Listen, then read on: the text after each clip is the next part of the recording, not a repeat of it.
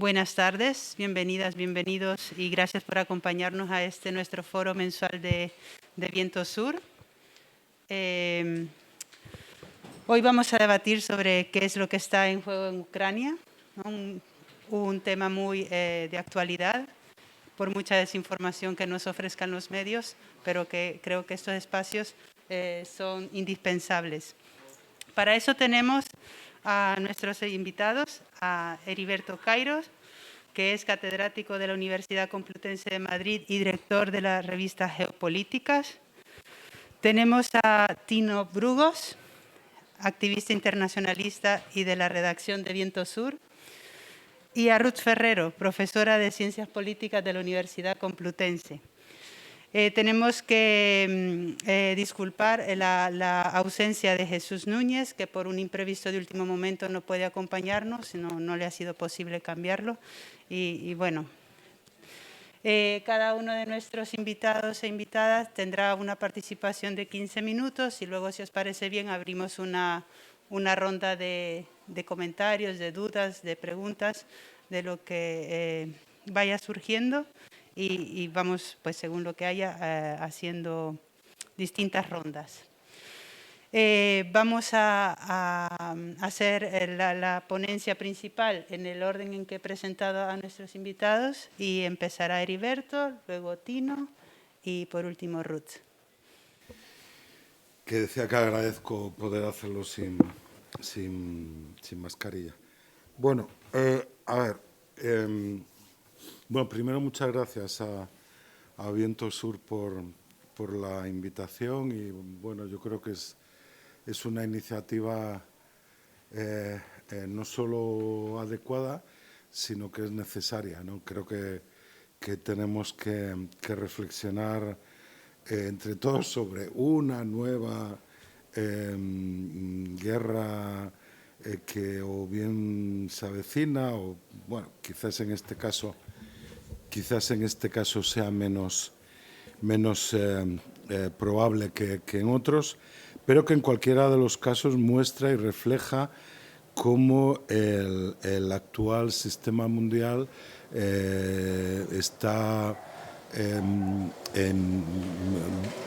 decía que muestra cómo las soluciones militaristas siguen siendo, parece ser, las únicas que los estados en el presente sistema mundial son capaces de manejar. Bueno, yo cuando me contactaron un poco para hacerlo, me preguntaba un poco qué hacer y reconsulté más bien un texto que se publicó hace poco más de 30 años de Simon Dalby, que se ocupaba de cómo Ronald Reagan había creado la Segunda Guerra Fría, ¿no? El discurso de la política. Es uno de los textos más emblemáticos de la entonces recién nacida geopolítica crítica. En él, Dalby lo que hacía era analizar, desempaquetar, como él decía, el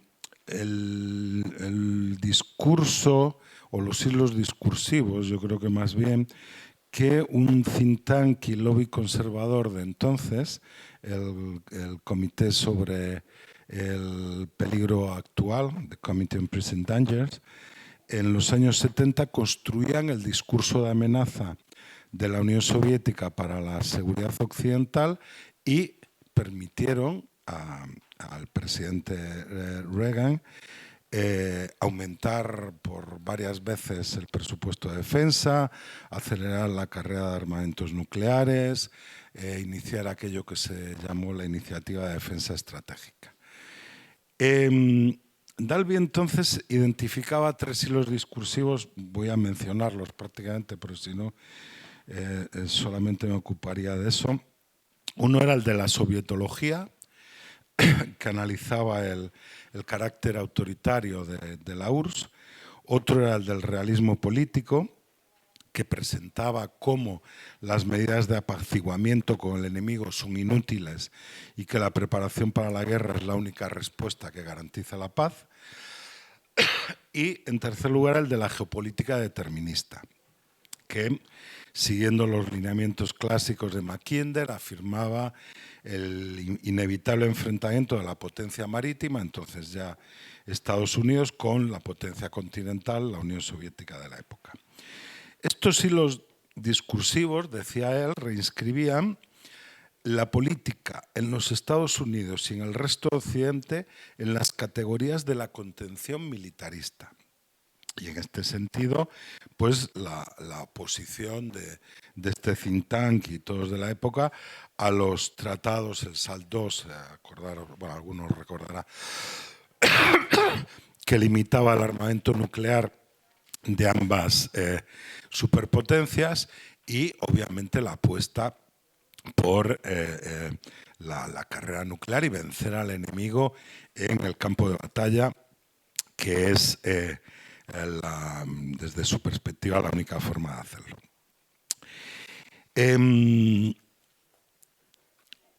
Voy a intentar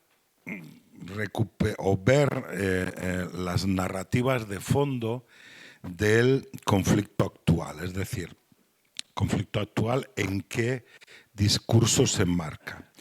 Esto es un poco complejo, porque claro, estamos ante una presidencia demócrata, que se supone que es un partido alternativo al republicano, pero que no ha publicado todavía ningún documento de estrategia de seguridad nacional, que no ha logrado generar un discurso propio todavía totalmente o completamente diferenciado del populista de extrema derecha del anterior presidente Trump.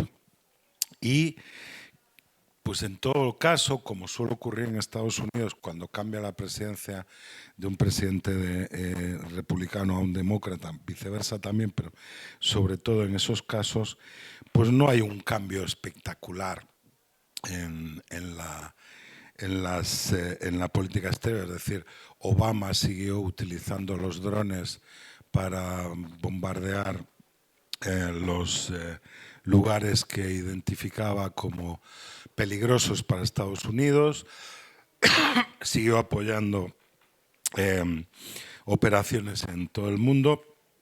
Y bueno, Biden, más allá de la retirada precipitada de Afganistán, que quizás ha sido uno de los elementos más significativos y que ha sido muy criticada en el ambiente neocon, las posiciones neocon, que le pedían que postergara la retirada para que diera una oportunidad, otra, al ejército afgano de derrotar o al menos frenar a los talibanes. En términos generales, yo creo que las argumentaciones de los demócratas en este momento en política exterior son más bien de carácter reactivo, y en particular no a las posiciones neocons, sino a las posiciones del nuevo populismo autoritario de extrema derecha, que está vinculado a lo que algunos autores denominan nacionalismo atávico. Y que hizo que, por ejemplo, muchos neocons criticaran a Trump y a la presidencia de Trump, pues por su errática, desde su punto de vista, política exterior, ¿no? Se sentaba con Kim Il-jong, hacía ver que iba a obligar a México a que construyera el muro con su propio presupuesto, pero bueno, al final lograba otras cosas. Es decir, se salía un poco de la lógica habitual con la que los neocon entendían que Estados Unidos, que en eso están absolutamente de acuerdo ambos partidos y todos los think tank, tanto de un lado como de otro, el liderazgo necesario que Estados Unidos debe de mantener en el mundo para que este sea más seguro, más democrático y más feliz en general.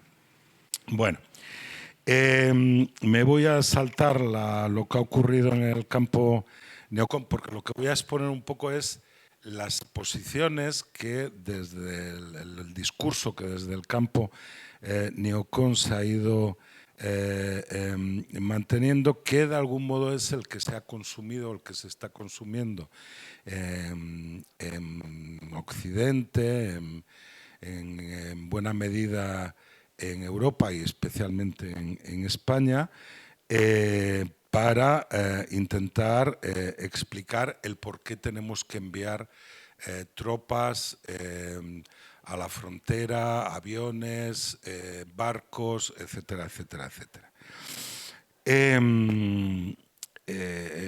Pero sí, es interesante ver cómo se ha rearticulado desde la disolución en 2006 del Project for a New American Century, que había sido un poco el think tank que había permitido a George Bush legitimar todas sus acciones. Pero bueno, los argumentos que se vienen utilizando son diversos, en algunos casos poco diferentes, simplemente actualizados respecto a los que identificaba Dalby en los años 80, y en otros casos sí con algunos matices. La localización geográfica, la geopolítica determinista sigue siendo uno de los elementos con los que se juega para legitimar o hacer ver que es necesario cubrir lo que ahora es el flanco oriental de la OTAN, ¿no? Un periodista, un conocido periodista, divulgador, y se hace pasar en ocasiones también por politólogo, Robert Kaplan, especialista en relaciones internacionales y demás, en un libro que dedica a lo que él denomina la revancha de la geografía en la política internacional, resume en dos las misiones que impondría la geografía a los Estados Unidos en la actualidad. Dice: debemos de ser una potencia que actúe como contrapeso en Eurasia y una potencia unificadora en Norteamérica. Llevar a cabo ambos cometidos resultará más sencillo que concentrarse en uno solo. Es interesante porque aquí hay una parte que es la de siempre, tenemos que intervenir en Eurasia porque si no la potencia continental, ahora Rusia o Rusia más China, nos pueden acabar porque tienen ventaja geoestratégica con el mundo libre, pero utiliza la baza el argumento de que hay que unificar el hemisferio occidental. Esto evidentemente es porque está escrito en 2016 y lleva una década América Latina en la cual hay una autonomía de integración de los movimientos, de los estados progresistas, que es limitada, que evidentemente no es ningún cambio o ninguna transformación revolucionaria del sistema y demás, pero que sí ha marcado una distancia con Estados Unidos en el continente. Entonces, para él, el hemisferio occidental, para Kaplan, el equilibrio de poder en el hemisferio occidental es fundamental, es decir, tiene que retomar la iniciativa Estados Unidos allí para hacer avanzar lo que dice que es nada menos que la causa liberal intelectual de una Mitteleuropa, de una Europa media, a gran escala en todo el planeta.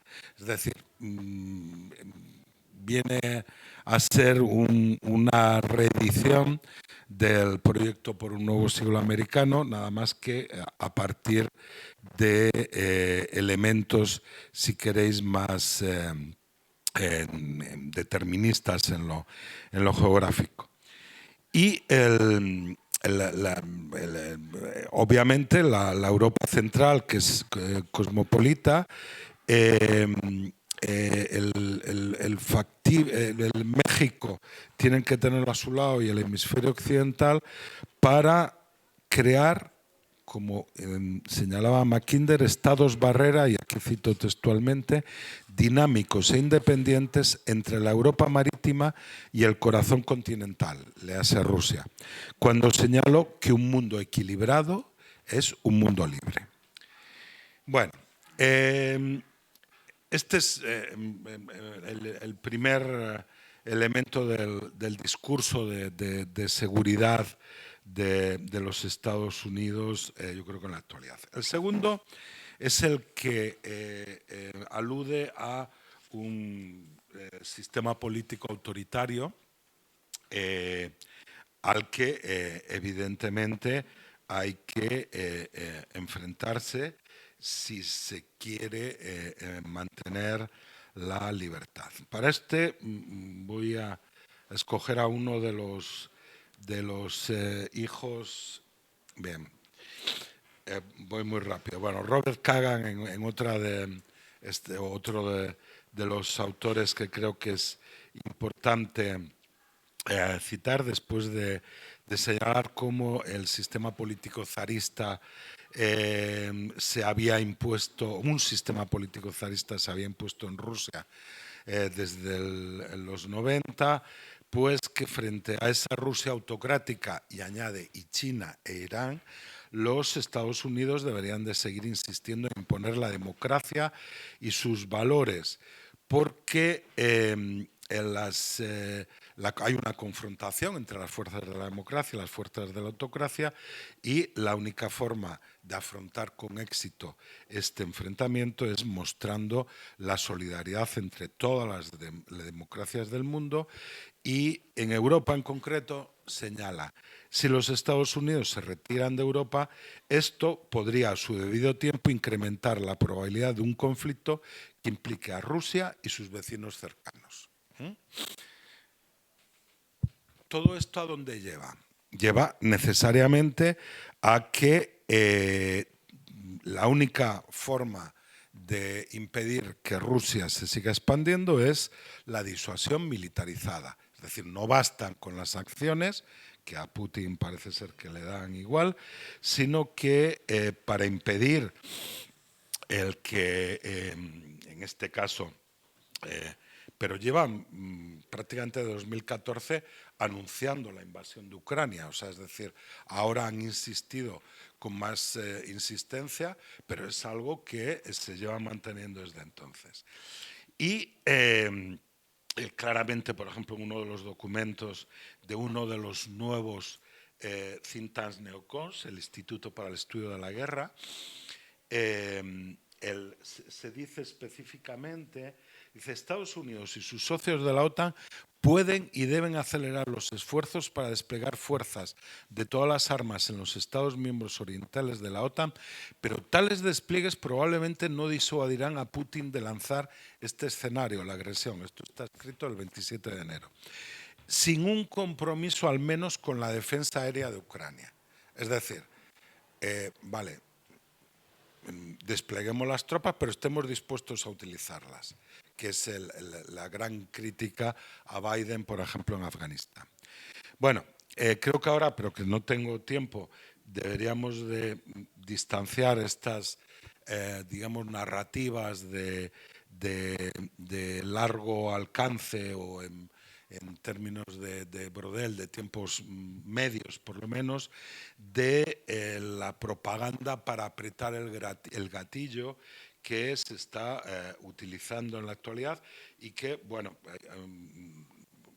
al que no lo conozca, le recomendaría leer un libro de Hans Morelli, de una profesora belga, sobre las mentiras de la guerra, que a su vez retomaba un libro sobre esas falsedades de 1928 de Ponsonby, en la cual hay un decálogo en el cual se sigue cumpliendo una vez tras otra las mismas mentiras, las mismas argumentaciones y demás.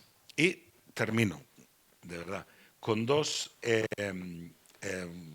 yo creo que cuestiones fundamentales. Por un lado, para Estados Unidos, el intento de evitar, o yo creo que ya solo postergar, el declive hegemónico, un declive hegemónico que en términos económicos, como bien señala Wallerstein, empezó en los años 70, que en términos militares y políticos yo creo que la derrota en Afganistán, el fracaso de la política en Irak y demás marcan también una tendencia descendente. Entonces, digamos, ahora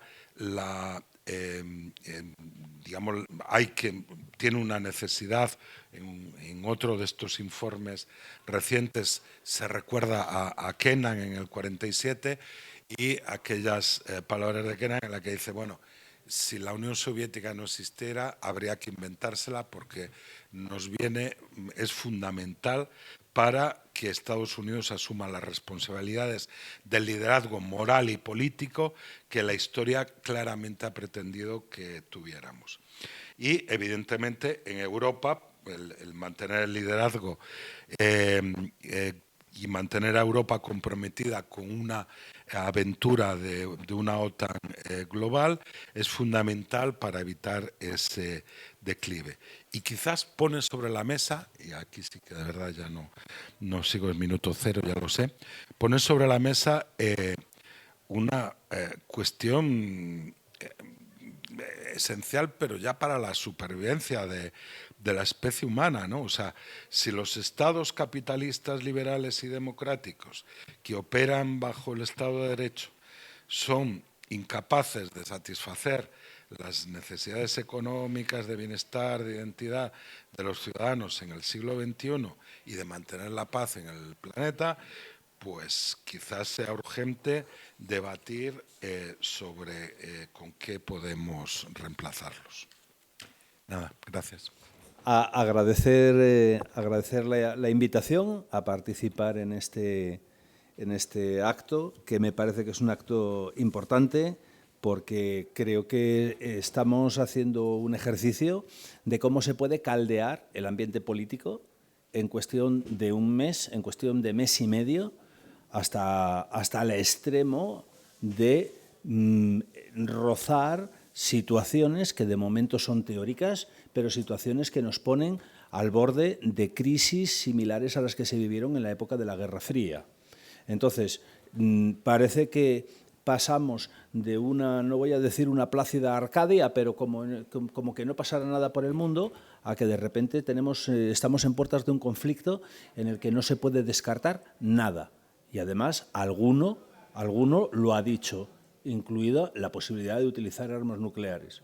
Bueno, creo que hay en todo esto hay un globo, es mi opinión, hay un globo que se está hinchando artificialmente. Quien habló de armamento nuclear, Putin, yo no me lo imagino tirando una bomba atómica al lado de casa. O sea, en fin, hay cosas que se dicen que tienen un postureo, pero por debajo de todas estas exageraciones y de todos estos elementos que no dejan de ser la búsqueda de titulares periodísticos, lo que tenemos es un conflicto serio y un conflicto complicado, ¿vale? Que no sale de la noche a la mañana, un conflicto que tiene raíces discursivas que se remontan al periodo anterior a la Revolución de 1917 y al momento en el que se habla en Europa de la primavera de los pueblos, cuando comienzan a surgir los primeros movimientos de carácter nacional o nacionalista. Y en ese sentido, para poder entender qué es ahora mismo lo que está ocurriendo, es inevitable tener que hablar un poco pues de algunos antecedentes históricos para poder situarnos, ¿vale? Ucrania no ha existido nunca hasta el siglo XX, es un nombre que aparece de repente en el mapa y que si tuviéramos que acudir a ¿qué significa eso? Pues significa frontera, confín. ¿Y cómo se puede llamar un país frontera? Pues se llama frontera porque en realidad cuando se desarrolla todo ese proceso y esa articulación del discurso nacional, lo hacen justificando el avance, la colonización de una determinada zona. Y se hace desde dos centros políticos diferentes. Y por lo tanto, si intervienen dos centros políticos distintos, esos discursos, aunque haya elementos en los que coinciden, también hay otros muchos elementos en los que se choca. Es conocido de sobra que para explicar el origen de Rusia, tradicionalmente se habla del momento en el que se produjo la cristianización de los eslavos, y eso se produjo en el momento en el que el príncipe de la Rus de Kiev se bautizó. Y evidentemente cualquier ucraniano dice, perdón usted, es que la Rus de Kiev no es Moscú, la Rus de Kiev es Ucrania. Ya tenemos montado el lío. Estamos ante dos proyectos que se están disputando los mismos elementos ideológicos que justifican el desarrollo de ese movimiento nacional. Si le añadimos más cosas, por ejemplo, pues toda la epopeya colonizadora de los cosacos, la lucha contra la Horda de Oro y todos los grupos nómadas procedentes de Asia Central, lo que tenemos son los mismos hechos históricos que se explican desde formas distintas, pero se los disputan también para acercarles a la narrativa histórica de proyectos enfrentados. Uno, el proyecto ucraniano, que es moderno, que sale y se desarrolla en el siglo XIX, y otro que tiene una trayectoria anterior, que es la de el Ducado de Moscovia, convertido posteriormente en reino y en imperio, ¿vale? Y en ese sentido, lógicamente, el imperio ruso tiene mayor capacidad para generar narrativa y para generar una estructura de conquista, de tal manera que cuando llegue el siglo XX y tengamos que ver qué es lo que ocurre durante la Revolución, será el propio Lenin quien hable del chauvinismo gran ruso frente al nacionalismo de los minoritarios, al nacionalismo oprimido de unos pequeños rusos a los que van a empezar a llamar ucranianos, porque se ha dado una modificación en la autopercepción que tiene ese pueblo. Pero yo creo que tampoco vamos a perdernos mucho. Lo que tenemos ahora mismo es algo que contribuye a recordarnos que estamos en una situación de desorden global y que corremos el riesgo de que el desorden global se profundice, y se profundice por medio de un conflicto, por medio de una guerra que puede tener consecuencias importantes. Quienes van a participar ahí van a ser fundamentalmente referentes ideológicos vinculados a propuestas nacionalistas, el nacionalismo ucraniano y nacionalismo ruso, que tienen componentes diferenciados. Para entender al nacionalismo ucraniano hace falta controlar que su origen en el siglo XIX, lo decía antes, se desarrolla desde un rincón de lo que ahora es Ucrania. Os recuerdo que Ucrania es más grande que Francia, es decir, no es un país pequeño, y en uno de esos rincones surgió una propuesta nacional que se autoasignó la tarea de redimir a un pueblo campesino, ¿vale? Que no tenía una trayectoria histórica estatal, que no había tenido la construcción de entidades estatales previas con las que pudiera identificarse, y se plantea no solo construir el Estado, sino unificar un territorio, situemos ahora mismo 600.000 kilómetros cuadrados. Es un nacionalismo mesiánico, es un nacionalismo esencialista, es un nacionalismo que tiene una serie de propuestas en las que, por cuestiones que ocurren en los años 30, va a surgir de la derrota de las propuestas nacionales en el momento en el que se está desarrollando la Revolución Rusa. Hay una derrota del nacionalismo, ¿vale? Y los elementos derrotados por la revolución van a ser anticomunistas, van a ser contrarrevolucionarios, y inevitablemente esa idea mesiánica que tiene ese nacionalismo de que ellos son los llamados a hacer el puente entre Europa latina y el mundo eslavo y ortodoxo, y ellos son los privilegiados que están en ese medio y que están llamados a jugar ese papel central. Bien, eso se combina con una militarización, que es lo que ocurre durante los años 30, y un auge de propuestas que lo que hacen es endurecer las acciones y las propuestas ideológicas que salen de ese nacionalismo ucraniano. Y enfrente lo que tenemos es una propuesta en los años 20 que surge de la Revolución Rusa, de la Revolución Rusa sale la idea de que Rusia es una cárcel de pueblos y que lo que hay que hacer es abrir espacio para la construcción desde el campo soviético de los movimientos nacionales. Habrá unos años en los que desde la perspectiva bolchevique se abra un espacio para intentar atraer a sectores importantes de los movimientos nacionales, y eso va a permitir que en Ucrania haya grupos que desde el movimiento nacional den el salto hacia el comunismo. En la zona de los Urales va a ocurrir lo mismo con la población musulmana, que van a dar el salto desde movimientos nacionales hasta el comunismo, pero todas esas experiencias se van a frustrar en el momento en el que llega Stalin al poder a partir de 1928-1929. En concreto, en Ucrania se abre una fase de construcción nacional, de indigenización, que llamaban los teóricos bolcheviques, que va a durar hasta el año 33 y que se va a cerrar de manera dramática, coincidiendo con el desmantelamiento de una cúpula que no era fiel al partido estalinista, con la colectivización de las tierras en el campo y el hambre, que va a dar origen a un episodio que sigue siendo polémico entre la población ucraniana, porque va a causar millones de muertos. Y cuando hablamos de millones de muertos, hablamos de bastantes millones de muertos. Un tema que está en discusión, pero que las cifras mínimas hablan de 6 millones de muertos.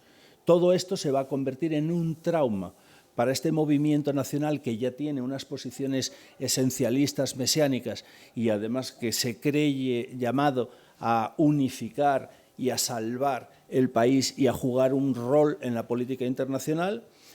Durante la época de la Segunda Guerra Mundial solo les queda jugar una carta, que es la del nazismo, porque son quienes aspiran a modificar el campo, lo que es el mapa político que ha surgido de su derrota.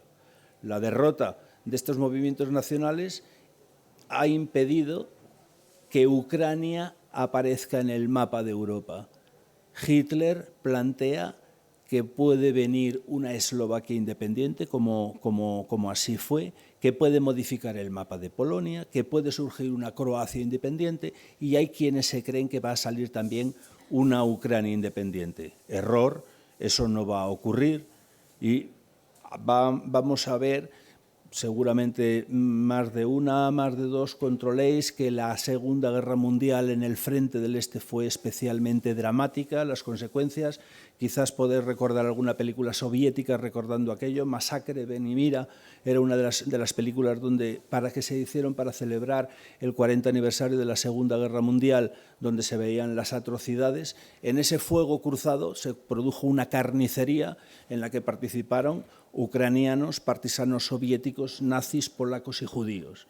Y el resultado fueron los 20 millones de muertos que puso en conjunto la Unión Soviética durante todo lo que fue el conflicto de la Segunda Guerra Mundial. No quiero perderme mucho, simplemente recordar que frente a esa situación que tiene que ver con una memoria histórica que se hace más presente en los últimos años, desde que ocurre la revuelta de Maidán, la narrativa de la Segunda Guerra Mundial vuelve a ponerse encima de la mesa. La narrativa que viene de Rusia sigue elogiando a los partisanos frente a la narrativa nacional, que lo que plantea es que el bolchevismo acabó con todo, fue una tragedia, fue una desgracia y cometió genocidio contra el pueblo. Cuando se produce el final de la Unión Soviética, las élites que hasta ese momento venían gobernando se reconvierten todas al capitalismo, privatizan, se transforman en mafias y cada una intenta sobrevivir como puede. Y cada una se agarra a los argumentos ideológicos que mejor le vienen. Lo que tenemos es que en el caso de Rusia se recupera, nunca se llegó a perder en realidad, lo que era la narrativa gran rusa desde la época del estalinismo. la misión de Rusia, la importancia estratégica de Rusia, todo ello adornado con la amistad entre los pueblos, pero en todo caso los objetivos rusos son los objetivos rusos. Y eso, combinado con todo el lío que se monta con la revuelta de Maidán, que probablemente podáis recordar, da como resultado el inicio de la crisis en la que nos encontramos en estos momentos. Cada una de estas burocracias reconvertidas al capitalismo, cuando cae, no lo hace políticamente mediante un sistema que permita la alternancia política, lo hace mediante una movilización a nivel de calle. Y esas movilizaciones, que son conocidas como las revoluciones de colores, se han sucedido en Kirguistán, en Georgia, en Moldavia, en Ucrania, y curiosamente, cada vez que ha habido alguna movilización o alguna revolución de los colores, la reacción de Rusia siempre ha sido utilizar el mismo discurso, y es: todo esto está predispuesto, está organizado, dirigido por los Estados Unidos y la OTAN para hacer una política de cerco sobre Rusia. En realidad, la cultura política que sale después de la caída de la Unión Soviética no permite que haya una alternancia política que pase por alguna fórmula que no sea la revuelta en las calles y la insurrección. Entonces, creo que esto son un poco los datos en los que nos permiten situar lo que ahora mismo nos estamos jugando. Me dicen que ya no me queda tiempo, entonces supongo que tendremos posibilidad de hacer una segunda ronda. Creo que es muy importante hablar de por qué la OTAN, de por qué como ciudadanas y ciudadanos debemos de levantarnos rápidamente y pedir algún tipo de explicación a la OTAN por el alarmismo, por la movilización, por la alternativa militarista que está planteando a este conflicto. Tendremos que pedir algún tipo de explicación también a nuestro gobierno, de repente, o por lo menos una parte del mismo, volcado en una vocación atlantista que le ha llevado, vamos, si nos descuidamos, a movilizar a la Marina antes que a los propios Estados Unidos, ¿vale? Algo tendremos que decir y comentar algo sobre la situación básicamente de Europa, que a mí me parece que es muy interesante, porque lo que puede opinar Francia y Alemania, que se dice que es el corazón de la Unión Europea, quizás no coincida con lo que pueden decir los del grupo de Visegrado, Polonia, Eslovaquia, Hungría, que de repente, excomunistas y anticomunistas, ahora les vemos apoyando a Putin. Creo que esto del desorden, la verdad, el desorden y la confusión. Tiempo de cambio, tiempo de confusión, decían, y alguna vuelta deberíamos de darlo, pero lo dejamos para la siguiente. Bueno, yo voy a hacer un poco una semblanza de lo que estamos viendo sobre el terreno ahora mismo, un poco vinculándolo también con algo de historia, que creo que puede alumbrar un poco de explicación, ¿no?, a la situación que estamos viviendo ahora. Lo voy a articular en torno a 3 preguntas que creo que es importante intentar responder. La primera es: ¿qué es lo que quiere Rusia? La segunda sería: ¿debe obtener Rusia lo que quiere? Y la tercera tendría que ver con si va a alcanzar sus objetivos con la estrategia que ha puesto en marcha, ¿no? Y luego querría hacer unas pequeñas conclusiones en relación con los acontecimientos que estamos viendo en tiempo y hora, ¿no?, casi como los servicios de inteligencia norteamericanos. En primer lugar, la primera pregunta, ¿no? ¿Qué es lo que quiere Rusia cuando ha forzado, digamos, a una crisis en la frontera con Ucrania, ¿no? Yo creo que el primer objetivo estratégico que tiene en Rusia no es una guerra ni una invasión en Ucrania, sino que lo que quiere es forzar a su actor antagónico, que él considera que es Estados Unidos, a sentarse a negociar una reforma de la arquitectura de seguridad europea que se lleva construyendo en el marco OTAN desde los años 90 y que comienza con la promesa incumplida a Gorbachov de la no ampliación al este de la organización transatlántica, ¿no?, más allá de esa reunificación alemana en la que acordaron básicamente que Alemania se reunificaría. Como Alemania federal era miembro de la OTAN, la Alemania democrática también pasaría a formar parte de la OTAN. Pero, aparentemente, acordaron que no iría más allá ese proceso de ampliación. Bueno, hay una anécdota que me parece, al menos metafóricamente y simbólicamente, muy representativa. Digamos que los años 90 son los años de control de Yeltsin en Rusia, y es precisamente Yeltsin el que negocia los acuerdos con Lech Walesa para poner en marcha y para aceptar, digamos, el proceso de ampliación de la OTAN a los 3 primeros países del bloque del Este que se suman a la organización transatlántica, que son Polonia, Hungría y Checoslovaquia.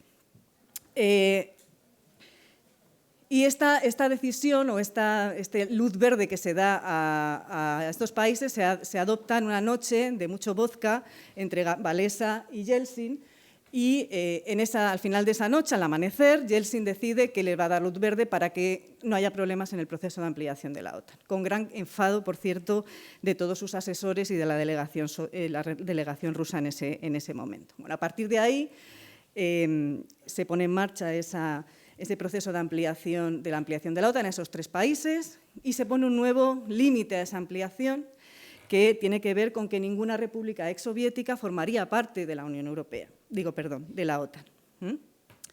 De nuevo, unos años más adelante, esto fue incumplido con la incorporación de los países bálticos, pero todo se dio en un momento de extrema debilidad por parte de Rusia durante esos años 90, con el liderazgo de Yeltsin, y empieza a cambiar las tornas cuando llega al poder Putin a partir del año 2000, que lo que quiere es poner en marcha un proceso de modernización del ejército, de mayor inversión en ese ejército, que le permita de nuevo volver a jugar un papel a Rusia en la geopolítica mundial.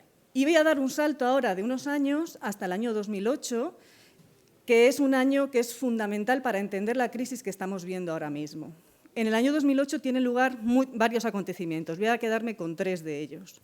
El primero es la cumbre de la OTAN del mes de abril en Bucarest, en la cual se hace una oferta a Georgia y a Ucrania para adherirse a la Alianza Transatlántica.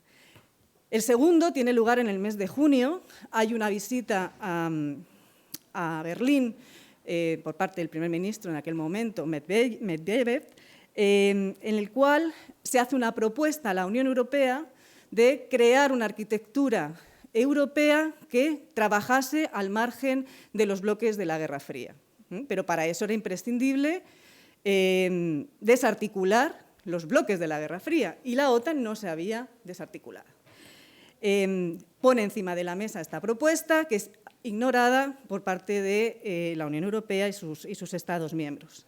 Y la tercera fecha es agosto del año 2008, que es la guerra en Georgia, ¿no? Después de una represión por parte de Saakashvili en las regiones autónomas de Osetia y Abjasia, el ejército ruso entra en el territorio de Georgia, da pasaportes a partes de los rusófonos que vivían en ese territorio y apela a la defensa del extranjero cercano para esa intervención. Y es este el momento en el que las potencias occidentales se dan cuenta de que Rusia va en serio a partir de ahí. Hasta ese momento, hasta esa muestra de fuerza militar por parte de Rusia, no hay ninguna reacción ni ninguna propuesta en relación con lo que puede hacer o no hacer Rusia, ¿no? Hasta ese momento se ignoró las opiniones o la historia de Rusia en esa vecindad. Ese también es el año en el que, a propuesta, fíjense, de Polonia y de Suecia, se lanza desde la Unión Europea el marco europeo de vecindad oriental, ¿no? La estrategia oriental de la Unión Europea, con la idea de crear vínculos con los países tapón, ¿no? Que, siguiendo un poco la geopolítica que mencionó antes Heriberto, crear, digamos, o incorporar esos países, digamos, a modo de buffer, a la propia estrategia de la Unión Europea. Mientras esto sucede, han tenido lugar las distintas revoluciones de colores, que forman parte de una de las principales preocupaciones también por parte de Moscú, precisamente porque de triunfar esas revoluciones de colores, que sin entrar en debatir ahora sobre las revoluciones de colores, porque esto da para varios seminarios, Es cierto que son revoluciones de calle, pero también es cierto que son inducidas por parte de potencias occidentales para que se ponga en marcha un proceso de regeneración democrática, ¿no? Y esto es algo que teme Putin. Y lo teme Putin porque está construyendo un régimen autocrático de democracia liberal y, en el cual hay represión. Y eso afecta, una desestabilización de su propio régimen, podría afectar a la cooperación y a la alianza de asociación que tiene con China. Porque lo que se trata aquí es también del mantenimiento de un sistema de valores que combate a las democracias liberales. Y eso también está en juego en esta crisis que estamos viendo. Si pasamos a la siguiente pregunta, es ¿qué es lo que debe obtener Rusia de esta crisis? ¿No? Debe obtener lo que quiere Rusia de esta crisis. Tenemos dos posibles respuestas y eso depende a la escuela de relaciones internacionales en la cual nos posicionemos. Yo lo voy a dejar abierto para que luego cada uno pues, podamos también analizarlo y reflexionar. Si hacemos una aproximación realista desde las teorías realistas a la situación actual, podríamos decir, o de hecho se dice, y de hecho en amplios sectores del establishment español, esta es la aproximación que se está barajando y que se debate y se defiende, es que deberían de conseguir lo que quiere Rusia, es decir, mantener una posición de neutralidad en Ucrania y rehacer, digamos, la arquitectura europea de seguridad. Si, por el contrario, nos posicionamos en las teorías liberales de las relaciones internacionales, se podría inferir que no podría conseguir no debería obtener lo que quiere, precisamente porque no puede haber una injerencia en la soberanía de ningún país y, por lo tanto, no puede exigir una situación de neutralidad a Ucrania, ¿no? Y mucho menos dirigir la política exterior de ese país. Esto aplicaría tanto para el caso de Rusia, con ese intento de controlar las esferas de influencia, pero también para el caso de la OTAN y de la Unión Europea, ¿no? Tendremos que ver, porque no nos olvidemos, los países que entran en la Alianza Atlántica a partir de los años 90 son países que no lo hacen de manera espontánea. Por un lado, tienen miedo de una potencial agresión por parte de Rusia y, por otro lado, en la mayoría de los casos, es un requisito que no estará por escrito, pero que se exige para la entrada en la Unión Europea. Y esto se dice muy poco, yo no lo he escuchado decir. También es difícil de probar porque se han cuidado muy mucho de que no esté en los documentos. La tercera pregunta tiene que ver con si alcanzará Rusia sus objetivos tras esta crisis, ¿no? Y mi respuesta aquí sería bastante clara y va a ser que no en los términos en los que lo ha planteado Putin. Putin, cuando va al Consejo OTAN-Rusia, lo que plantea es un programa de máximos. De hecho, les da redactados a sus contrapartes 2 acuerdos punto a punto, ¿no? Y sabe perfectamente que no va a conseguir una reestructuración de toda la arquitectura de seguridad volviendo al año 97. Ningún Estado que entró en el año 97, en el año 99, va a querer salirse de la OTAN, ¿no? Por lo tanto, no va a conseguirlo en esos términos que él plantea, pero sí puede conseguir otra serie de pequeños objetivos que, de momento, y de hecho, lo que está sucediendo en estas horas nos lleva a ver. ¿Qué es lo que tenemos a día de hoy, ¿no? Sin entrar en más detalles? Tenemos una guerra de propaganda que se ha mencionado. Heriberto igual luego quiere profundizar también porque me consta que lo has estado mirando. Esa guerra de propaganda por los dos lados, ¿no? Que en algún momento se ha hablado de la diplomacia del megáfono. Yo creo que está mal utilizado ese término en estas circunstancias, pero sí que hay una guerra de propaganda por parte de Rusia, que es ese discurso que planteabas tú antes, ¿no? Ese constructo de Rusia es muy mala, Rusia es una autocracia, Putin siempre miente, ¿no? Y si vamos a la observación de los datos empíricos, lo que nos encontramos es que precisamente Rusia no es la que ha mentido, sino que ha mentido Occidente, ¿no? Diciendo no me voy a ampliar, diciendo no voy a incorporar a estados postsoviéticos, etcétera, etcétera, etcétera. Por tanto, una guerra de propaganda que además ha dejado muy en evidencia, digamos, a esa debilidad intrínseca que tiene ahora mismo la democracia, el sistema político norteamericano, muy polarizado después de la presidencia de Trump y con un Biden en extrema debilidad por parte de su opinión pública y que necesita, como agua de mayo, ¿no?, dar un golpe de efecto, mirar hacia otro lado para dar un golpe de efecto frente a esa opinión pública.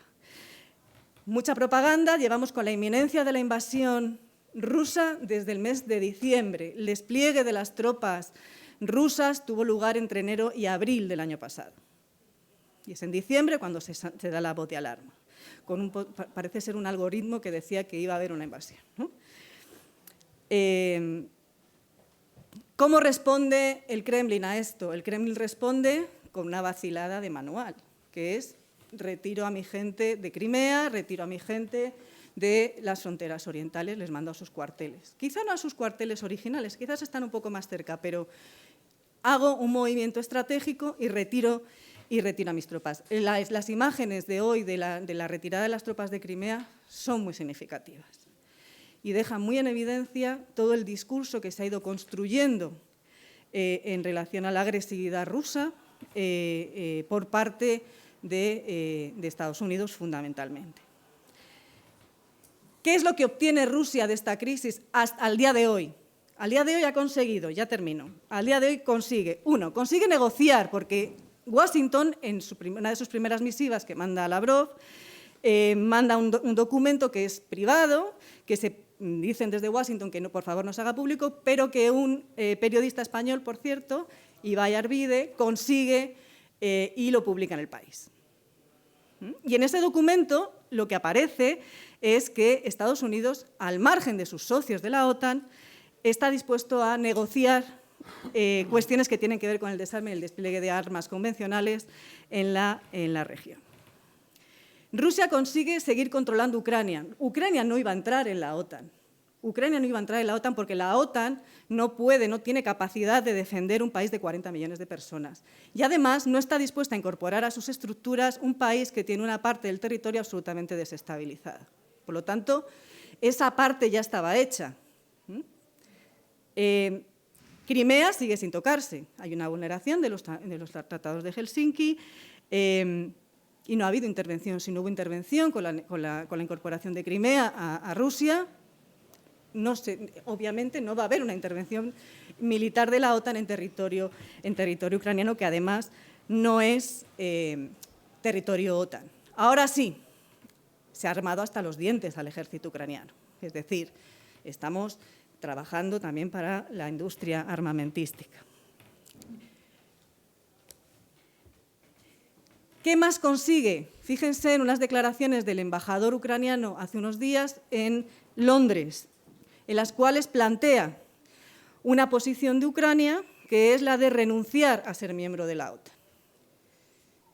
Por lo tanto, la muestra de músculo militar en la frontera ucraniana también ha conseguido su objetivo. Si esto se confirma y si esto se cumple, que por cierto va contra la Constitución ucraniana, esto que ha dicho el embajador. Habría que reformar la Constitución. Pero de esta manera también la OTAN tendría una pequeña victoria, porque no sería ella la que retiraría la oferta de entrar a la OTAN de Ucrania, sino que sería la propia Ucrania la que de motu propio decidiría no incorporarse a las estructuras atlánticas. Y por último, que es algo que salió ayer en la negociación que hubo con Scholz, que es, y que ha dicho ya Zelensky que iba a ver cómo lo articulaban, el cumplimiento de los acuerdos de Minsk. Según los discursos más neocons y más atlantistas, haciendo una interpretación rusa de lo que son los acuerdos de Minsk, pero los acuerdos de Minsk, básicamente lo que está pidiendo Rusia es que se cumplan. Y eso significa pues, que haya unas elecciones en los territorios del Donbass y que se dote a esas regiones de una determinada autonomía, es decir, que se pongan en marcha procesos de descentralización político-administrativas en el país, algo que Kiev no está dispuesto a hacer. ¿Cuál es el argumento, digamos, más neocon, más atlantista en ese sentido? Es que si esto sucede, nos vamos a encontrar con una nueva Bosnia en el seno de Ucrania. ¿No? Una nueva Bosnia no, una república serbska dentro de Ucrania. Y esto va a hacer que, obviamente, la estabilidad que se está buscando no se cumpla. Y lo dejo aquí. Muchas gracias, muy interesante los tres. Vamos a hacer una ronda de preguntas, si os parece. Depende cuántas haya, vamos a tomar unas 5 ahora, hacemos y un poquito de debate. Os recuerdo que tenemos ya disponible la revista número 180 de Viento Sur, Neoliberalismo autoritario y sus nuevas caras, que la podéis ver después que terminemos. ¿Dónde hay preguntas? Paso... micrófono allá, sí. Obviamente han faltado cosas a tratar con el tiempo limitado que tenéis, ¿no? Pero en particular yo creo que sería bueno que hablarais también del factor relacionado con la crisis energética, ¿no? Es decir, que yo creo que eso tiene que ver con el conflicto, con las tensiones que se están desarrollando, es decir, está la cuestión del gas, está en Nord Stream 2, está esa diferencia dentro de la Unión Europea entre Francia y Alemania, precisamente en función de esta dependencia energética por parte de Alemania sobre todo, ¿no? Y también ahí Estados Unidos también quiere frenar esa relación, ¿no? entre Alemania y Rusia, ¿no? Entonces yo creo que sería importante destacar esto, ¿no? Es decir, que Rusia quiere hacerse valer también en ese sentido, es decir, y claro, evidentemente es una lucha que por supuesto pasa completamente del cambio climático, ¿no? Es decir, la crisis climática, es decir, que está significando volver a revalorizar el gas, que la Unión Europea ha decidido que sea una energía verde, ¿no? Y bueno, vamos, lo suelto ahí para no, habría más cosas, ¿no? Pero vamos, y claro, también lo último que ha dicho Ruth, ¿no? Pues esto del Donbass, bueno, la Duma rusa ha pedido que se reconozca la independencia, ¿no? Entonces, ahí, claro, es más retórica que práctica, pero, bueno, es una forma de justificar esa presencia allí en la zona, ¿no? De conflicto. Bueno, lo primero de todo, felicidades, pero bueno, también añadir un par de consideraciones. Lo de que en los años 90 Rusia fue, vamos, un experimento de intentar implementar una política neoliberal, tenía muchos problemas internos como la guerra de Chechenia y demás, que hacía de todo, pero hemos de recordar un caso que fue la primera guerra que tuvo en territorio europeo la OTAN, que fue la de Kosovo, el bombardeo, que por un momento sí que Yeltsin se puso las pilas con los neocons y estuvo a punto de enfrentarse a la OTAN por no solo ampliación, sino lo que fue la toma del aeropuerto de Pristina. Dejar eso. Y también hasta qué punto ideólogos, como lo llaman el Kremlin, como es Alexander Dugin o Gaidar Yemal, han influido en esta especie de neosueño, según algunos soviéticos, neosueño nacionalista, en Ucrania. Sí, no sé si podríais comentar algo, si ya ha salido antes, porque no he escuchado las primeras intervenciones. Salió un editorial muy extraño del País, que me parece que fue ayer, atacando a Alemania de manera durísima, acusando a Alemania de anti-europea, que fue sorprendente, ¿no? Que el País dedique un editorial, no un artículo de opinión, ya eso. Y una cosa a la que apuntaba era el posible conflicto dentro del gobierno de coalición alemán entre los verdes y el Partido Socialdemócrata, ¿no? Casi acusando al Partido Socialdemócrata de plegarse, a Scholz, de plegarse a los intereses de Putin, esa era la tesis del País, y que los verdes tendrían un problema, no tanto por desplegar fuerzas militares, sino por aceptar el gasoducto, ¿no? El Stream Nord 2. Si tenéis algún tipo de opinión, digamos en Francia parece más claro, pero en el caso alemán, el papel que puede tener pues esa tensión dentro del propio gobierno de coalición respecto de estas posiciones, ¿no? Y los verdes europeos en contraposición con otras fuerzas políticas. Muchas de las preguntas son obvias. O sea, China, evidentemente, en medio de todo esto ha habido la reunión entre Putin y Xi Jinping y bueno, hoy venía en el País una transcripción de la declaración que más allá de los comentarios que aparecen, que supongo serán de los periodistas, creo que merece la pena porque en buena parte es una reflexión de respuesta a los argumentos que os contaba antes, que se manejan desde Estados Unidos y que compra los gobiernos de Europa Occidental, en particular el nuestro, al menos, como decía el compañero, una parte del nuestro, no sé si por completo. Hay todo un apartado que se refiere a qué es la democracia y cuál es el significado de la democracia, y que reclaman tanto Putin como Xi Jinping que bueno, lo importante es que el pueblo se pronuncie. Esto obviamente es duro en el sentido de que tenemos asociados los procedimientos democráticos a los estándares liberales. Entonces, por ejemplo, si recordáis, la primera vez que se depositaron papeles en unas urnas en Afganistán, decía, en Afganistán ha llegado la democracia. Bueno, parece ser que por el desarrollo posterior de las cosas, aquello estaba lejos de producirse. Entonces, con esto no estoy, en fin, defendiendo esa declaración, pero sí es interesante que están respondiendo directamente a ese tipo de argumentaciones. Hablan de la Alianza Euroasiática,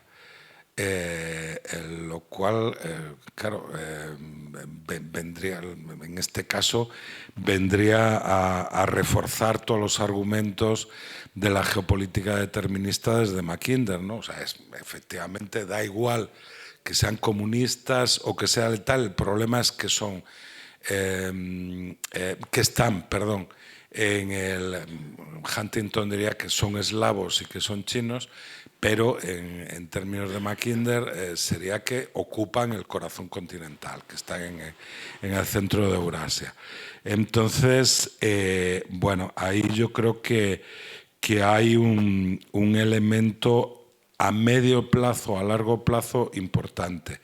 Yo creo que no hemos hablado ninguno de ellos porque China, bueno, lo que se ha limitado es a algo que, bueno, la otra ala de nuestro gobierno también ha pedido, ¿no? Que es que siga el diálogo y que la diplomacia sea la forma de resolver el posible conflicto. Entonces, pero es fundamental, ¿eh? O sea, lo que ha ocurrido ahí, si va más allá de la declaración y si efectivamente se articula, porque claro, esto también se viene años repitiendo, ¿no? Que la alianza, que no sé qué y demás y tal, pero no se termina de materializar. Entonces, bueno, ahí es importante. La influencia de Dugin, otra de las que voy a coger en la política de Putin, quizás me sorprendió, ha mencionado Jaime antes la decisión de la Duma de pedir al presidente que se reconozca la independencia inmediata del Donbass. No era la propuesta del partido de Putin, era la propuesta de, creo que sigue siendo Ziugánov, el presidente. Bueno, el presidente. Está con coronavirus en el hospital. Ay, pobre.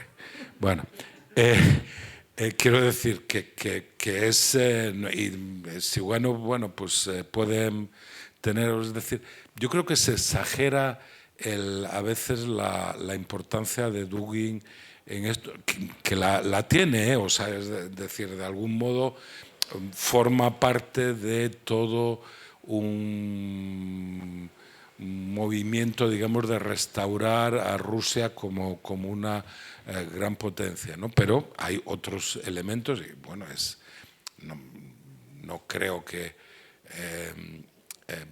o sea, el partido de Putin también podría haberse sumado y demás, si no votó otra resolución diferente que, digamos, lo enviaba al Ministerio de Exteriores esta decisión y entonces, bueno, como que retrasaba y le daba tiempo, ¿no? Y Sivano dice, no, ya.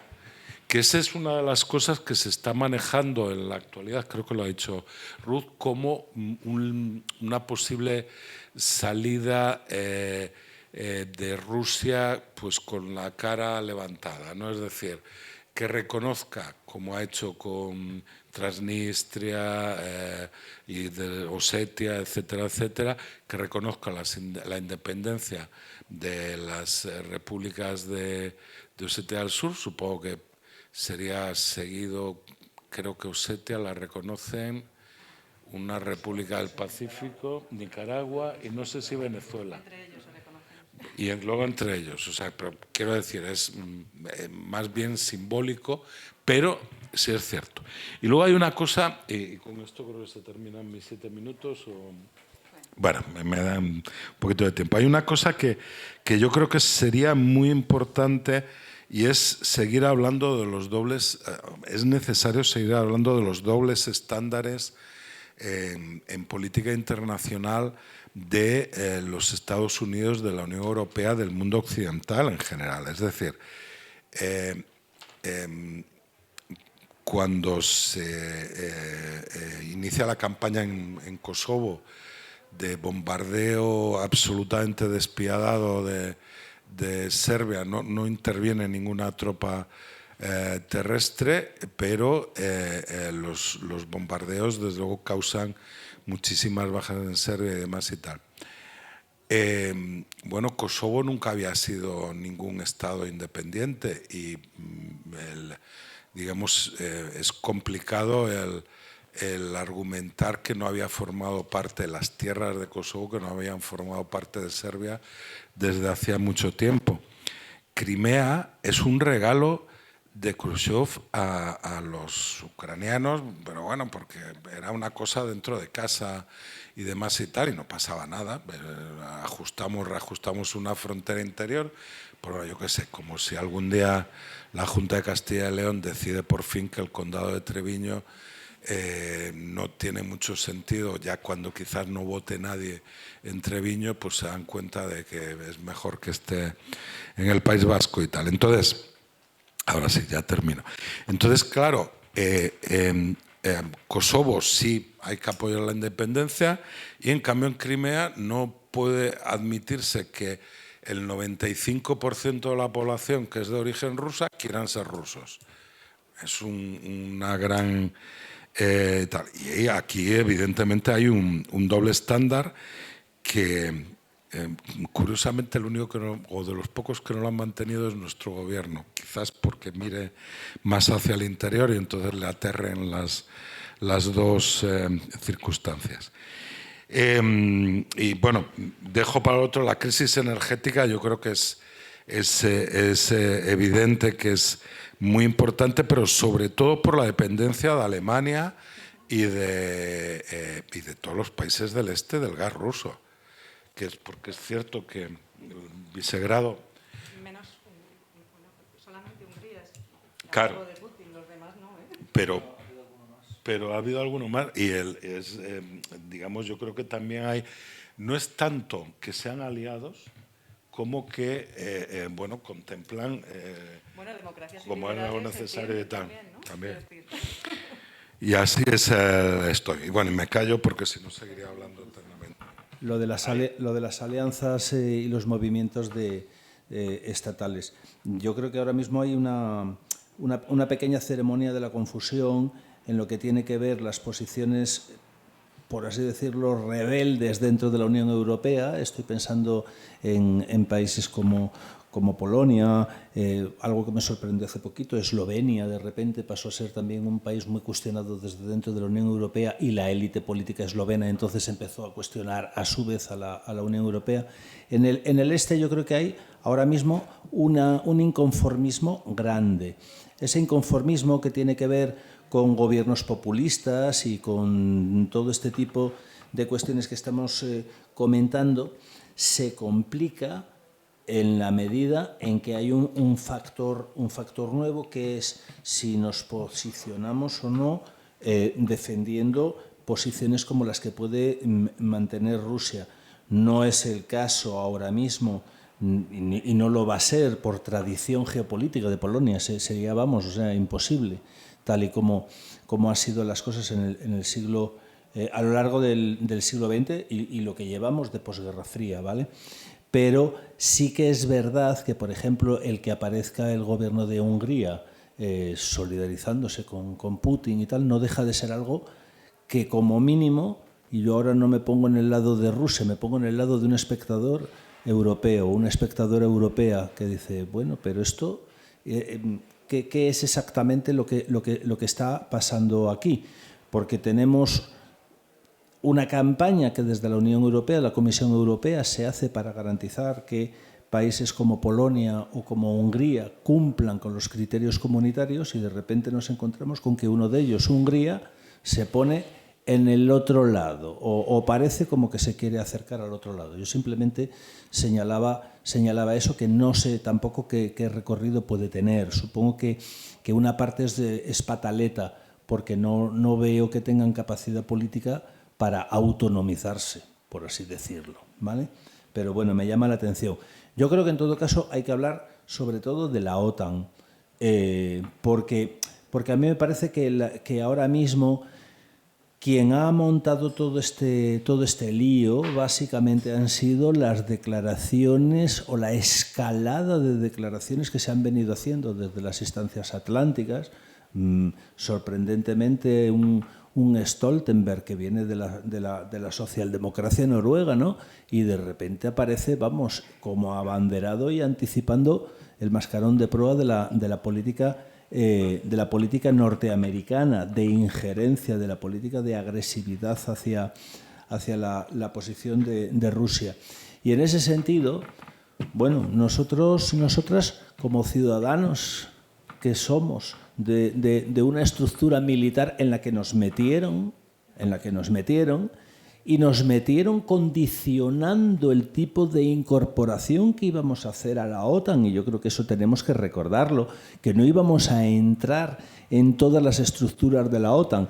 Es verdad que han pasado tantos años que ya nadie se acuerda de lo que se decía en aquellos momentos, pero quizás a quienes tienen esta furia atlantista, que de repente se sienten, pues no sé si con una satisfacción de que tenemos una misión que cumplir, yo creo que la ciudadanía debería de ser muy crítica con este tipo de discursos, porque sabemos cómo empiezan, pero no cómo acaban, y en determinados temas, como lo que tiene que ver con la movilización para defender salidas no violentas a conflictos existentes, ahí no podemos esperar a que estalle el conflicto. Ahí debería la ciudadanía de ser capaz de movilizarse y de denunciar lo que está ocurriendo y pedir posicionamientos claros. Y recordar que quienes nos llevaron, a costa de dividir sociológicamente al país y a costa de dividir también a la izquierda, hoy deberían de pensar un poco las declaraciones que parece que, bueno, que como son gratis, pues yo me lanzo y luego si me pasé 2 o 3 pueblos, ya lo que hago es me callo durante unos días. Pero desde luego la primera reacción de Margarita Robles fue, vamos, o sea, yo creo que no sé cómo calificarla. Con esto creo que tampoco hay que quedarse en hacer un tuit, porque vimos a gente del ala no socialista del gobierno poniendo tweets. Y yo creo que con tweets no se moviliza a la ciudadanía. Yo creo que eso es un poco el elemento que nos indica hasta dónde ha llegado el proceso de, no sé también cómo calificarlo, esa adecuación a la realidad que significa estar en el gobierno por parte de Podemos. La izquierda siempre se ha movido en temas bélicos, en temas militaristas, en temas de guerra, siempre ha llamado a la insumisión y a movilizarse, y yo creo que tenemos delante una convocatoria de una cumbre de la OTAN que se va a celebrar en Madrid en el mes de junio. Yo, vamos, participo en una estructura sindical, en la Confederación Intersindical, donde ya tenemos resoluciones llamando a organizar y llamando a movilizarse contra la cumbre de la OTAN. Ahora mismo, a mí me parece que puede ser muy interesante recordar a la gente de la OTAN cuáles fueron las finalidades con las que se fundaron y por qué se amplió, que nos expliquen cuál es la función en esta posguerra fría, por qué el marco de intervención llega hasta Afganistán, cuál es la función exacta que pretenden cubrir. Yo creo que hay que plantear a la ciudadanía también, del mismo modo que nos metieron, ¿podemos movilizarnos para ver si podemos salir?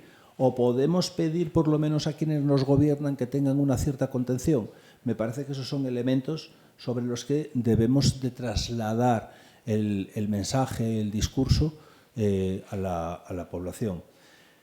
Y no quiero, porque si teníamos solamente esos minutos, no quiero liarme ni con lo que no sé, me llama mucho la atención algunas de las cosas que estáis diciendo. El tema de la disolución de la Unión Soviética salió la aparición de una serie de agujeros negros, llámanse Transnistria y Abjasia y Osetia y Nagorno-Karabaj. Me llama la atención cómo en momentos determinados esos conflictos permanecen totalmente congelados, o cómo en un momento X se activan y podemos ver cosas tan llamativas como la guerra. Cuando el ejército ruso intervino en Osetia del Sur, que en cuestión de una semana no se plantearon acabar con el Estado georgiano, porque algo les dijo en aquel momento que no era el momento. 2008 empezaban cosas que estabas comentando antes. No sé si hoy tendrían la misma contención, si hoy se dan las condiciones o no para que eso pueda repetirse, pero lo cierto es que de oca en oca hay determinados conflictos, y me parece muy importante el que ocurrió el verano pasado en Nagorno-Karabaj, donde un alto el fuego que existía desde los años 90 saltó por los aires, y la geopolítica armenia a su vez también saltó por los aires, ¿no?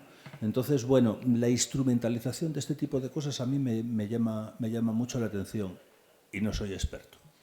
En relación con la votación de la Rada, efectivamente lo plantea el Partido Comunista, que es un partido que está en minoría en la Rada, y me parece que no debería de sorprendernos este proceso que está haciendo el Kremlin en relación con esa solicitud de la Duma, porque, a ver, estamos hablando de un régimen que es un régimen no democrático.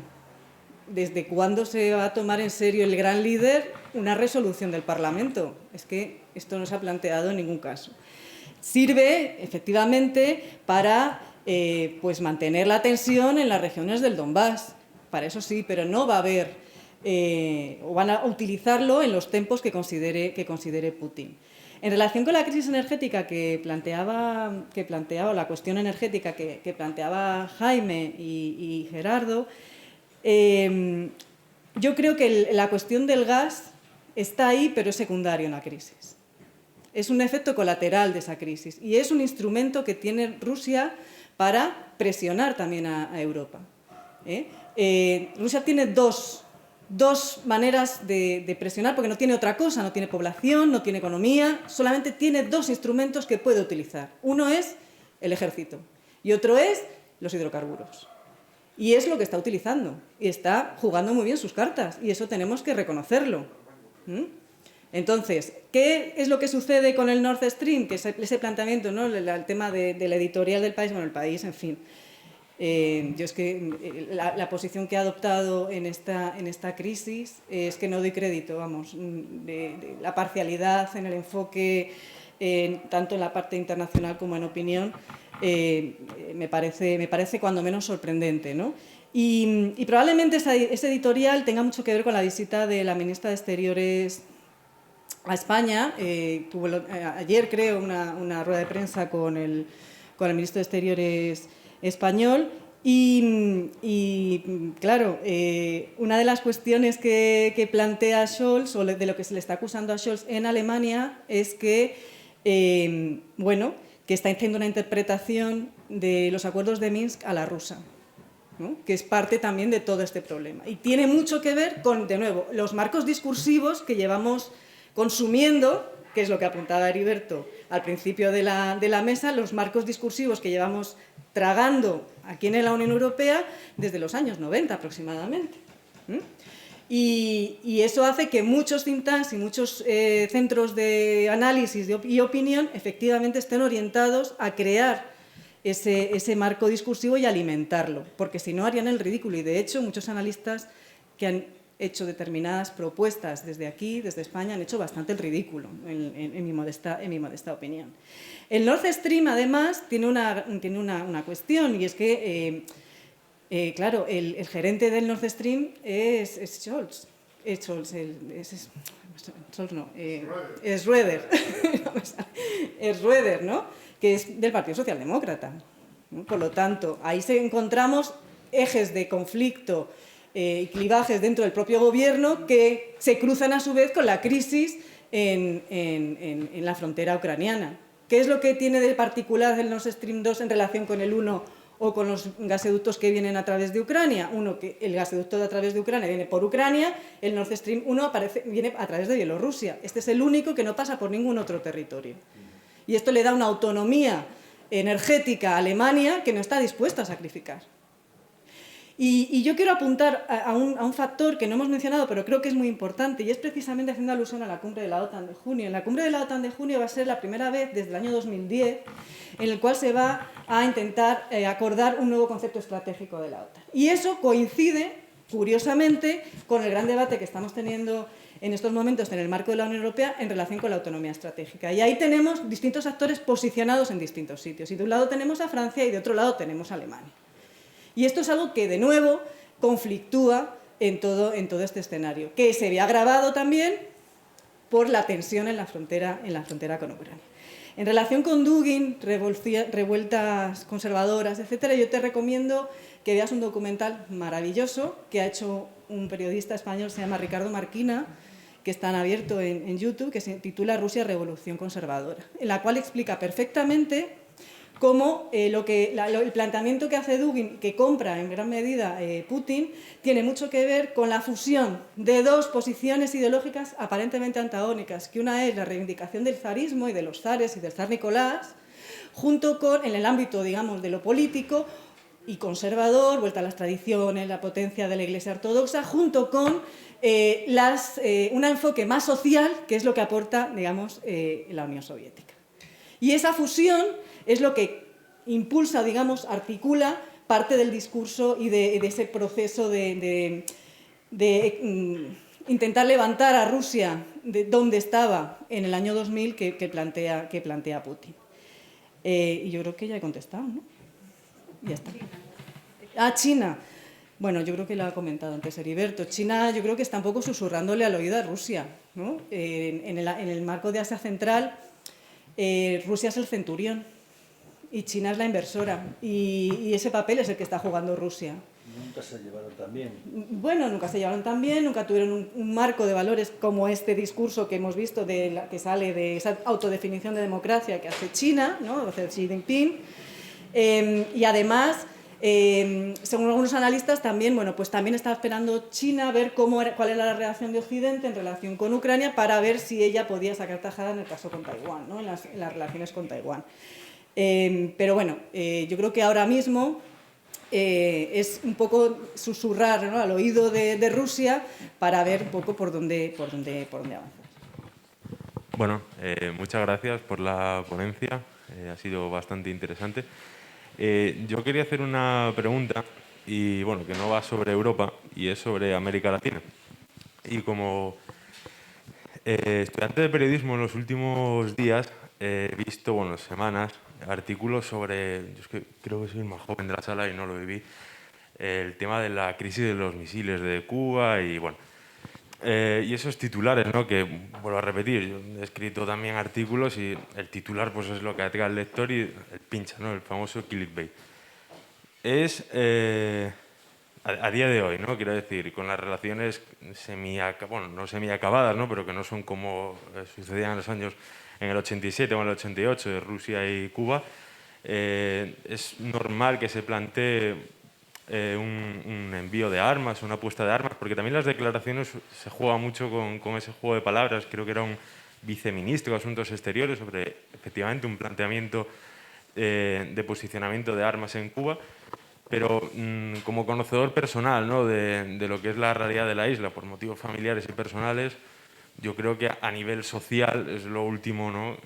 No hay ni un carisma, ni de un líder carismático, de una palabra que se le pueda beneficiar a la isla, pero realmente es serio ese planteamiento y puede ser sensato. En Venezuela, que yo sepa, ¿no?, aparte de las relaciones que tiene con Colombia, hace poco creo que también o habló o estuvo el secretario general de la OTAN con el presidente de Colombia, y bueno, pues los problemas fronterizos que todo el mundo conoce que ocurren allí.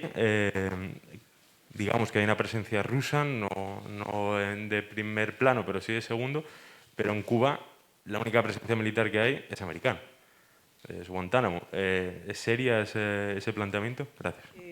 A ver, Vale. ese rumor que salió diciendo que iba a haber un despliegue de tropas rusas en Venezuela y en Cuba, pues es parte del humor ruso también, ¿no? Esto yo creo que tenemos que intentar también analizarlo desde ese punto de vista. Y es verdad que generó mucho clickbait, pero esto fue algo un poco de socarronería por parte de las autoridades rusas. Igual que el mensaje que lanza hoy, te lo voy a leer textualmente, que lanza el Ministerio de Asuntos Exteriores ruso y dice: el Ministerio de Asuntos Exteriores ruso ha llamado a los medios de comunicación occidentales para que publiquen la lista de fechas en las cuales Rusia va a invadir Ucrania de cara al próximo año, para que los diplomáticos rusos puedan organizarse las vacaciones, ¿no? Esto es el Ministerio de Asuntos Exteriores ruso, que están ya en un nivel de sarcasmo y de ironía que, a ver, si no fuera tan dramática la situación, bueno, pues, o sea, en fin. Y el tema del despliegue de tropas fue un pronto que le dio a X y dijo que nos están poniendo aquí a la gente que quieren unir a Ucrania, espera, que voy a desplegar yo tropas en Venezuela y en Cuba. Y no fue más que eso. Que, por cierto, yo cuando lo escuché dije: Putin es un genio, porque les está tocando las narices directamente. Porque evidentemente no están en una disposición Cuba ahora mismo de asumir, digamos, esta presencia.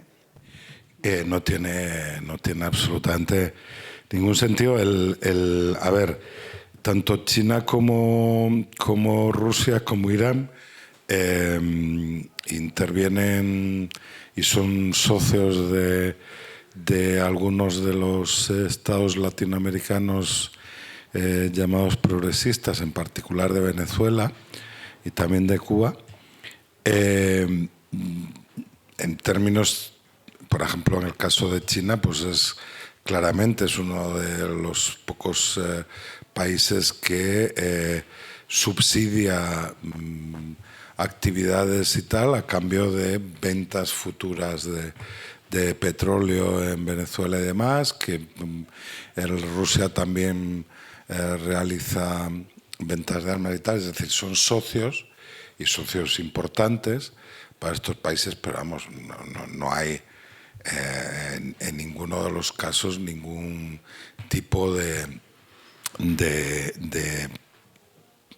planteamiento militar como el que en el 62 efectivamente hubo cuando la crisis de los misiles, que es cierto que según han ido apareciendo, o sea, han ido dejando de ser secretos papeles y demás, parece ser que fue el momento de la Guerra Fría donde más cerca se estuvo de que se iniciara una guerra, y una guerra nuclear.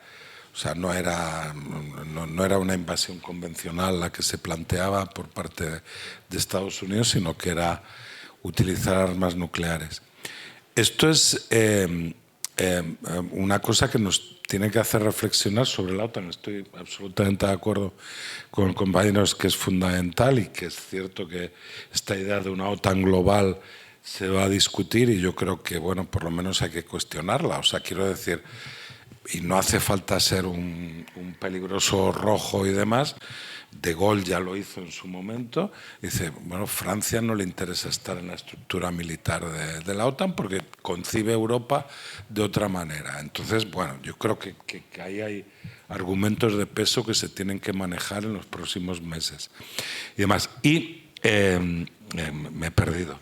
Pero quería llegar a la cuestión de Guantánamo y por ejemplo, es cierto, lo ha mencionado Ruth, ya no me acuerdo, vamos, el caso de Taiwán para China, que es el equivalente de Ucrania para Rusia y demás. Y la recomendación de estos think tanks de neocon, en concreto del Instituto para el Estudio de la Guerra, que es uno de los más militantes y demás, era a Biden que instalara misiles nucleares, porque era la única forma de asegurarse que China no iba a intervenir. Esto, evidentemente, lo que enlaza es con la tradición del realismo político, ¿no? De que cualquier medida de apaciguamiento con el enemigo nos va a llevar al desastre. Lo que hay que ser es duro, y cualquiera que sea blando por el motivo que sea, como Alemania, es un traidor y empieza a formar parte del enemigo. Ese era uno de los principios fundamentales de la propaganda de guerra. En todo caso, yo, vamos, o sea, no se me pasó por la cabeza lo de que fueran unas declaraciones firmes y serias, una posible intervención de Rusia en el patio trasero, en estas condiciones. O sea, yo eso creo que estaba claro, no lo sé, desde la perspectiva del lector aficionado de editoriales y de cosas de estas. Me parecía que era obvio, pero... Entonces, sí, ya sé lo que iba a decir. Que todo lo que tiene que ver con las redes sociales y con la guerra de propaganda, que es algo que hemos estado comentando al comienzo y tal. Yo, que ya soy viejo, recuerdo que me ha tocado vivir la época de las guerras de contrainsurgencia, después se pasó a las guerras de baja intensidad y ahora nos encontramos con modelos nuevos. Uno de ellos se está utilizando mucho estos días, que es el de las guerras híbridas. Y dentro de esto de las guerras híbridas, el papel que puede jugar el no saber realmente cuánto hay de real, cuánto hay de propaganda. Lo fundamental ya no es tanto el relato, no es los hechos como la construcción del relato, lo que llaman la posverdad. Me lleva a mucha reflexión el tema a partir sobre todo de los años 90, cuando la guerra de los Balcanes, cuando la guerra de Bosnia, acostumbrados como estábamos a una época de guerra fría con dos bandos, aquellos tres bandos, ¿no? Que uno no sabía ya, pero si siempre toda la vida fueron buenos y malos, y de repente que tenías tres y no saber exactamente qué pieza se movía del tablero y cuando se movía una, cómo se tenían que reajustar las otras. Yo creo que ahí hemos profundizado en ese sentido y no sé si tenéis vosotros algo que decir, que yo creo que controláis bastante más. Hemos entrado en una dinámica en la que es muy difícil saber qué es lo que realmente está ocurriendo. Y yo la pregunta que os dejaría, y sé que nos van a echar, es: ¿existen posibilidades de que de verdad la ciudadanía pueda intervenir ante un conflicto de estas características cuando lo que tenemos son unas redes sociales intoxicadoras como las que hay en estos momentos? A mí personalmente me preocupa, porque como activista, si quiero dirigirme a la ciudadanía, si quiero dirigirme a la gente, hay veces que uno ya no sabe exactamente por dónde empezar. Bueno, pues muchas gracias por habernos acompañado. Nos vemos el próximo mes en el nuevo Foro de Viento Sur, el tercer miércoles de cada mes, ya lo sabéis. Y os recuerdo que tenemos ya disponible el último número de la revista, Neoliberalismo Autoritario y sus nuevas caras. Así que muchas gracias también a nuestros participantes. Gracias.